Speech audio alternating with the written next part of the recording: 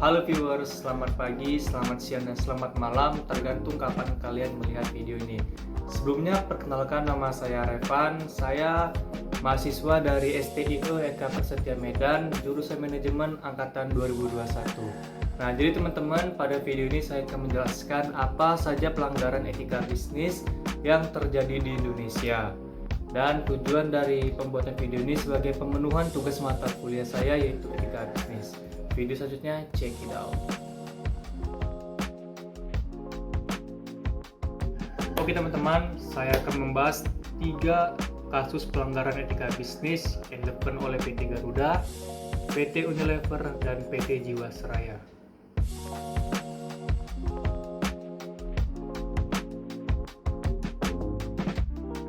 Yang pertama kita akan membahas PT Garuda Indonesia. Jadi teman-teman, Garuda Indonesia ini adalah maskapai penerbangan asal Indonesia yang merupakan representasi dari Indonesia sebagai maskapai penerbangan kelas dunia yang mencapai kesuksesan konsep layanan Indonesia Hospitality di kancah global, sekaligus memperkuat nation branding Indonesia di mata dunia. Akan tetapi, sebagai maskapai penerbangan nomor 1 di Indonesia, Garuda Indonesia tidak selalu mendapat jalan yang mulus dan kerap kali mendapatkan situasi yang pelik. Oleh karena itu, penting bagi perusahaan untuk menerapkan etika pada setiap usaha mereka. Pada 11 Februari 2011, PT Garuda Indonesia resmi menjadi perusahaan publik setelah penawaran umum perdana atas 6.335.738.000 lembar saham perusahaan kepada masyarakat. Saham tersebut tercatat pada Bursa Efek Indonesia dengan kode GIAA. Sejak saat itu, Garuda Indonesia semakin mengepakkan sayapnya dalam dunia penerbangan hingga melayani 83 destinasi di seluruh dunia dan Indonesia. Selain itu, melalui konsep Garuda Indonesia Experience, Garuda Indonesia memberikan pelayanan terbaik yang mengedepankan keramah tamahan dan kekayaan budaya Indonesia. Dengan segala inovasi dan transformasi secara berkelanjutan membuat Garuda Indonesia menjadi maskapai bintang 5 yang mendapat pengakuan dan apresiasi dalam skala internasional seperti The World Best Cabin Crew dari tahun 2014 hingga 2017, The World Most Loved Airline 2016, dan The World Best Economic Class 2013 dari Skytrax, lembaga pemeringkat penerbangan independen berbasis di London. Penerapan etika bisnis dan apa saja permasalahan yang muncul. Segudang prestasi yang didapatkan Garuda Indonesia tentunya adalah buah hasil kerja keras manajemen mereka dalam menyediakan pelayanan yang terbaik bagi konsumen mereka. Dalam melakukan pelayanan tersebut, Garuda Indonesia selalu berusaha menjunjung tinggi prinsip etika bisnis yang dirumuskan dalam bentuk serangkaian prinsip etika dan tata nilai perusahaan yang dijadikan acuan dalam mengelola dan melaksanakan kegiatan bisnisnya yang berlaku untuk seluruh stakeholder, yang mana terdiri atas penjabaran prinsip seperti transparansi informasi ke setiap stakeholder, akuntabilitas mengenai jaminan fungsi, pelaksanaan serta pertanggungjawaban, kemandirian pengelolaan dan profesionalitas, serta prinsip kewajaran yang meliputi keadilan serta kesetaraan. Selain itu, PT Garuda Indonesia juga menanamkan nilai sincerity pada perusahaan yang terdiri atas nilai sinergi, integrity, customer focus, dan juga agility. Penerapan nilai dan prinsip PT Garuda Indonesia ini tercermin dari baiknya layanan PT Garuda Indonesia yang telah terbukti menciptakan segudang prestasi bagi penerbangan Indonesia, sehingga kualitas penerbangan Indonesia pun diakui oleh seluruh dunia internasional. Penerapan etika bisnis para pekerjanya. Hal tersebut dibuktikan dengan adanya kasus-kasus yang menjegal PT Garuda Indonesia dalam praktik bisnis mereka.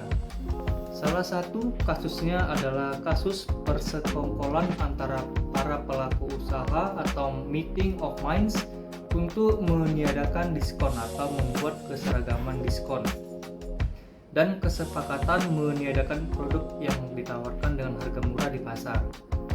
Dalam kasus ini, Garuda Indonesia dinyatakan bersalah karena mereka sudah melanggar pasal 5 UU nomor 5 tahun 1999 yang mana pelaku usaha dilarang membuat perjanjian dengan pelaku usaha pesaingnya untuk menetapkan harga. Kemudian selanjutnya pada tahun 2019, publik juga disempat dihebohkan oleh kasus penyelewengan jabatan oleh Ari Aksara, yang dimana selain melakukan praktik rangkap jabatan, Ari juga melakukan penyeludupan Harley Davidson dan sepeda Brompton. Kasus ini berakibat pada pencopotan jabatan Ari Aksara oleh Menteri BUMN Erick Thohir. Dan yang terakhir, PT Garuda Indonesia juga mengalami kasus terkait laporan keuangan. Dalam kasus ini, komisaris maskapai menolak laporan keuangan Garuda yang menunjukkan bahwa perusahaan memperoleh laba bersih sebesar 809.850 US dollar pada tahun 2018. Angka ini lebih besar dibandingkan tahun 2017 lalu. Atas kasus tersebut, pihak akuntan publik dan kantor akuntan publik auditor laporan keuangan Garuda dijatuhi sanksi oleh Kementerian Keuangan karena terbukti bersalah. Dari ketiga kasus di atas merupakan beberapa kasus di mana 5 prinsip serta nilai sincerity yang telah ditetapkan oleh PT Garuda Indonesia dilanggar oleh beberapa pihak internal perusahaan, yang dimana itu merupakan sebuah bentuk penyimpangan dari etika bisnis yang ditetapkan perusahaan sebagai pelaksanaan prinsip Good Corporate Governance atau GCG. Dengan banyaknya kasus yang menimpa Garuda Indonesia ini tentunya sangat tidak baik untuk iklim bisnis Garuda Indonesia ke depannya. Harga saham akan berpengaruh dan juga citra baik yang sudah mereka bangun bertahun-tahun lamanya akan menjadi sia-sia. Untuk itu perlulah ditetapkan perbaikan internal manajemen Garuda Indonesia, khususnya terkait pengimplementasian etika bisnis dalam praktik bisnis mereka. 28 Juni 2019, akhirnya Garuda Indonesia dikenakan sanksi dari OJK, Kementerian Keuangan, dan BEI. Setelah perjalanan panjang, akhirnya Garuda Indonesia dikenakan sanksi dari berbagai pihak. Selain Garuda, sanksi juga diterima oleh auditor laporan keuangan Garuda Indonesia, yakni akuntan publik Kasne Sirumapea dan kantor akuntan publik Tanubrata, Sutanto, Fahmi, Bambang, dan rekan. Auditor laporan keuangan PT Garuda Indonesia dan entitas anak tahun buku 2018. Untuk auditor, Menteri Keuangan Sri Mulyani memberikan sanksi pembekuan izin selama 12 bulan. Selain itu, OJK juga mengenakan sanksi kepada jajaran direksi dan komisaris dari Garuda Indonesia, yang mana mereka harus patungan untuk membayar denda 100 juta. Selain itu, ada 2 poin sanksi lagi yang diberikan OJK, yakni Garuda Indonesia harus membayar 100 juta, selain itu masing-masing direksi juga harus membayar 100 juta. Selain sanksi dari Kementerian Keuangan dan juga Otoritas Jasa Keuangan, Garuda Indonesia juga kembali diberikan sanksi oleh Bursa Efek Indonesia. Adapun sanksi tersebut yakni salah satunya memberikan sanksi sebesar 250 juta kepada maskapai berlambang burung Garuda itu. Kasus yang kedua itu terjadi pada PT Unilever, di mana PT Unilever ini digugat 13,5 miliar gara-gara iklan deterjen Rinso. Jadi kronologinya itu PT Unilever ini sedang menghadapi gugatan terkait hak cipta yang diajukan oleh Joyce M. Senduk di Pengadilan Niaga Jakarta Pusat. Gugatan tersebut terkait pencantuman foto Joyce tanpa izin yang dilakukan oleh PT Unilever.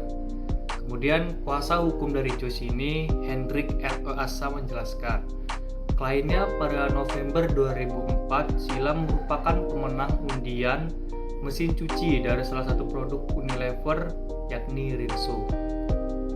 Setelah dinyatakan pemenang, Joyce diminta untuk menandatangani sejumlah dokumen dan foto. Nah, Saat itu juga pihak Unilever mengaku bahwa foto tersebut hanya untuk kelengkapan dokumen saja. Namun, suatu ketika malah foto tersebut dicantumkan dalam iklan Rinso di seluruh Indonesia, baik di papan reklame maupun di media cetak. Selain foto, pihak Unilever juga menjadikan Joyce sebagai karikatur untuk penunjang grafis iklan Rinso. Kemudian Hendrik mengklaim saat pengambilan foto tersebut, Joyce awalnya menolak, tapi untuk alasan kelengkapan dokumen dirinya baru menyetujui. Atas perbuatan tersebut, ia menilai PT Unilever telah melanggar Pasal 12 UU Nomor 28/2014 tentang hak cipta, yang mana pasal tersebut menjelaskan bahwa setiap orang dilarang melakukan penggunaan secara komersial, penggandaan, pengumuman, pendistribusian, dan komunikasi atas potret yang dibuatnya guna kepentingan reklame atau periklanan secara komersial tanpa persetujuan tertulis dari orang yang dipotret atau ahli warisnya. Tapi sayangnya mediasi yang sudah berjalan selama 10 tahun ini tidak ada hasil, di mana awalnya pihak Unilever menawarkan untuk membayar sebesar 1 juta rupiah untuk setiap titik iklan yang terdapat di seluruh Indonesia. Tapi hal tersebut setiap ingin dibahas, pihak Unilever malah cenderung menghindar dan menawarkan pembayaran uang tunai sebesar 50 juta. Maka dari itu pihaknya memberikan 2 surat peringatan kepada Unilever. Dalam surat balasan terakhir, perusahaan menyatakan tidak memiliki hubungan apapun dengan Joyce untuk urusan iklan. Bahkan Unilever pun cenderung mengalihkan ke PT Citra Lintas Indonesia sebagai pihak yang bertanggung jawab atas iklan Rinso tersebut. Ujarnya, kami tidak tahu menau dengan PT Citra Lintas Indonesia. Yang kami tahu Rinso ya Unilever, yang mengambil foto juga dari pihak Unilever. Maka dari itu kami meminta pertanggungjawaban atas tindakannya. Sekedar tahu saja, dalam gugatannya ini Hendrik mencantumkan PT Citra Lintas Indonesia sebagai tergugat kedua. Adapun atas perbuatan Unilever ini, dalam gugatannya Hendrik menilai kliennya itu telah mengalami kerugian material sebesar 13,5 miliar dan kerugian material sebesar 9 miliar. Dalam berkas gugatan tersebut, Unilever diminta untuk membayar uang paksa atau uang som sebesar 10 miliar. Perkara ini baru memasuki sidang perdana pada Selasa 25 Oktober 2016 lalu, yang mana pihak Unilever yang diwakili kuasa hukum Unilever Hari F. Simanjuntak dalam persidangan mengatakan bahwa mereka belum bisa memberikan jawabannya. Bahkan dirinya meminta adanya mediasi agar dapat diselesaikan di luar pengadilan.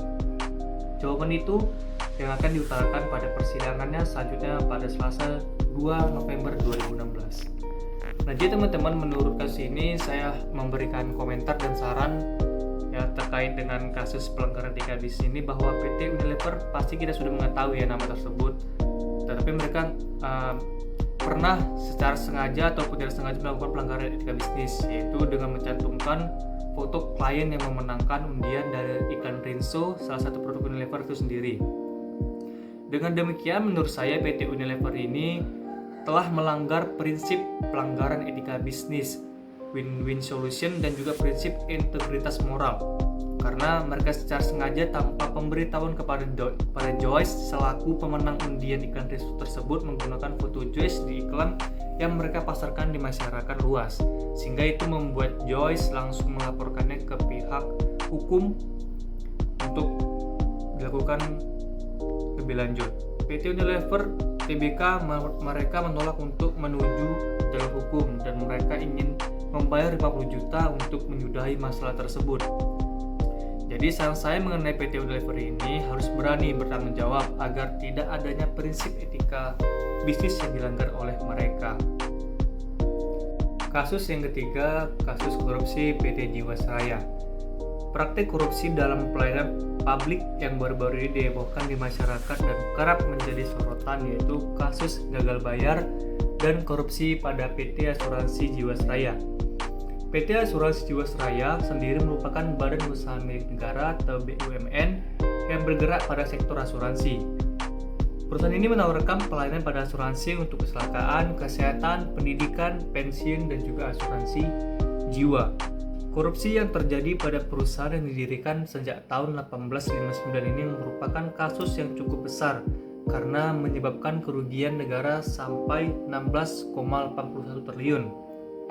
Selain itu, korupsi ini juga melibatkan banyak pihak, termasuk pejabat dalam OJK, 13 korporasi lainnya, serta pimpinan-pimpinan dalam perusahaan asuransi Jiwasraya. Kasus Jiwasraya ini sudah terjadi sejak awal tahun 2000, namun baru mencuat akhir-akhir ini. Jiwasraya mengalami gagal bayar polis kepada para nasabahnya pada Oktober 2018.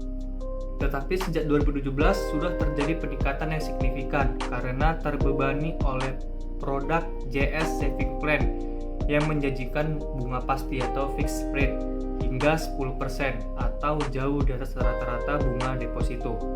Kondisi keuangan Jiwasraya pada 27 Agustus 2018 sudah sangat memprihatinkan karena rugi mencapai 4,1 triliun yang mengakibatkan tidak adanya cadangan gaji dan operasional kantor, dan sudah tidak mampu membayar hutang jatuh tempo dalam jangka pendek.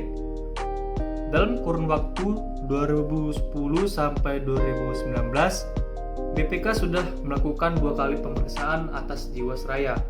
Dalam pemeriksaan dengan tujuan tertentu atau PDTT tahun 2016, BPK menemukan 16 temuan terkait investasi Jiwasraya pada saham receh seperti LCGP, Trio, dan Sugi. Menindaklanjuti temuan pada tahun 2016, BPK melakukan investigasi pendahuluan yang dimulai di tahun 2018. Hasil investasi ini mengungkapkan adanya penyimpangan yang terindikasi kecurangan dalam mengelola investasi dan saving plan.